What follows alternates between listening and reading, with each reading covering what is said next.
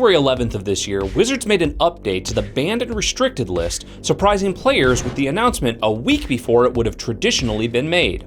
Along with the bannings of Smuggler's Copter, Emrakul the Promised End, and Reflector Mage in Standard, it was also announced that the banned and restricted list would be addressed twice as often as normal, with a new update being made 5 weeks after the Pro Tour.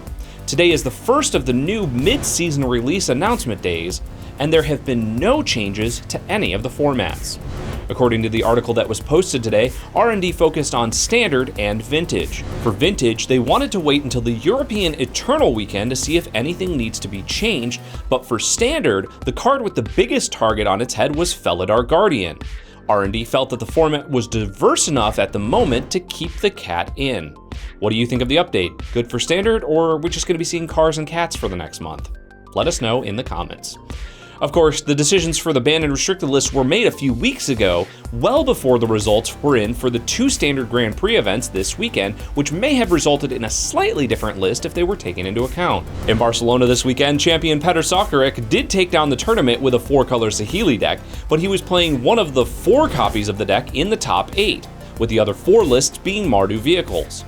In total, 9 of the top 32 lists were 4-color Saheeli, while 12 were Mardu vehicles. Grand Prix New Jersey had similar results, with winner Corey Baumeister playing a 4-color Saheeli deck in the top 8 that included 3 copies of the deck, 4 copies of Mardu vehicles, and a single copy of Jund Energy. The top 32 consisted of 9 copies of 4-color Saheeli and 14 copies of Mardu vehicles. The rest of the field in both events mainly consisted of Temur Dynavolt Tower, Temur Aetherworks Marvel, and black-green decks. Of course, if Modern is more your style, the SCG Tour made its stop in Dallas this weekend with a Modern Open main event. The format boogeyman of Death Shadow did end up taking down the tournament in the hands of Austin Bursavich, but he was one of only 2 players to top 8 the tournament with the deck. The rest of the top 8 was composed of 2 copies of Burn and singleton copies of Ad Nauseam, Bant Eldrazi, Green-White Company, and Merfolk. And finally, we wanted to congratulate Tolarian Community College for hitting 200,000 subscribers on YouTube. You deserve it. That's our show for today, March 13th. Make sure to like and subscribe to our channel to keep up with all the latest Magic news and strategy. I'm Jeremy Knoll, and this has been Split Second.